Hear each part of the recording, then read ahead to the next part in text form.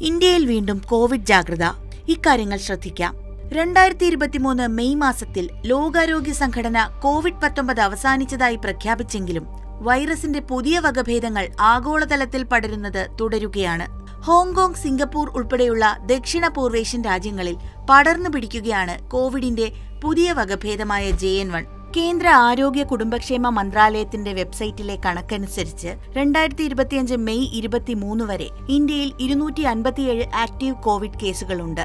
കേരളം, മഹാരാഷ്ട്ര, തമിഴ്നാട് എന്നീ സംസ്ഥാനങ്ങളിലാണ് കൂടുതൽ കേസുകളുള്ളത്. ആരിലും തീവ്ര രോഗാവസ്ഥയില്ല എന്നതാണ് ആശ്വാസകരമായ കാര്യം. കേരളത്തിൽ കോവിഡ് വർദ്ധിക്കാൻ സാധ്യതയുള്ളതിനാൽ ജാഗ്രത പാലിക്കണമെന്ന് സംസ്ഥാന ആരോഗ്യവകുപ്പും നിർദ്ദേശിച്ചിട്ടുണ്ട്. ഓമൈക്രോണിന്റെ പുതിയ ഉപവകഭേദമായ JN1 ആണ് ഇപ്പോൾ പടർന്നു പിടിച്ചുകൊണ്ടിരിക്കുന്നത്. പനി, ജലദോഷം, തൊണ്ടവേദന, തലവേദന, അതിയായ ക്ഷീണം, വിശപ്പില്ലായ്മ തുടങ്ങിയവയാണ് JN1 വേരിയന്റിന്റെ ലക്ഷണങ്ങൾ. സാധാരണ നിലയിൽ 4-5 ദിവസം കൊണ്ട് അസുഖം മാറുന്നതാണ്.